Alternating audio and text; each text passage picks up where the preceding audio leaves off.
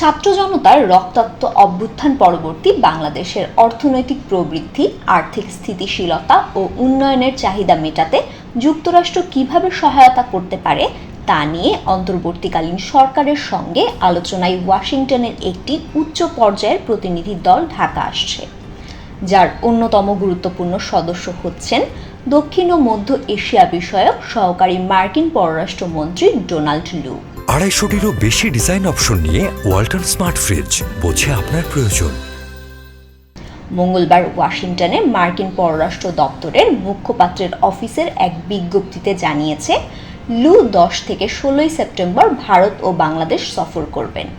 বিজ্ঞপ্তি মতে, বাংলাদেশের অন্তর্বর্তী সরকারের সঙ্গে বৈঠকের জন্য একটি আন্তঃসংস্থা প্রতিনিধি দলে যোগ দেবেন ডোনাল্ড লু। প্রতিনিধি দলে যুক্তরাষ্ট্রের রাজস্ব বিভাগ, যুক্তরাষ্ট্রের আন্তর্জাতিক সহযোগিতা সংস্থা ও মার্কিন বাণিজ্য প্রতিনিধি দপ্তরের প্রতিনিধিরা থাকবেন। যুক্তরাষ্ট্র কিভাবে বাংলাদেশের অর্থনৈতিক প্রবৃদ্ধি, আর্থিক স্থিতিশীলতা ও উন্নয়নের প্রয়োজনে সহায়তা করতে পারে তা নিয়ে আলোচনা করবেন মার্কিন ও বাংলাদেশের কর্মকর্তারা। মঙ্গলবার এক ব্রিফিংয়ে স্টেট ডিপার্টমেন্টের উপমুখপাত্র বেদান্ত প্যাটেল এটা পুনর্ব্যক্ত করেছেন যে, নোবেল বিজয়ী অর্থনীতিবিদ প্রফেসর ডক্টর মোহাম্মদ ইউনূসের নেতৃত্বাধীন বাংলাদেশ অন্তর্বর্তী সরকারের সঙ্গে কাজ করতে যুক্তরাষ্ট্র সর্বতোভাবে প্রস্তুত। ওয়াশিংটন এতে আগ্রহীও বটে।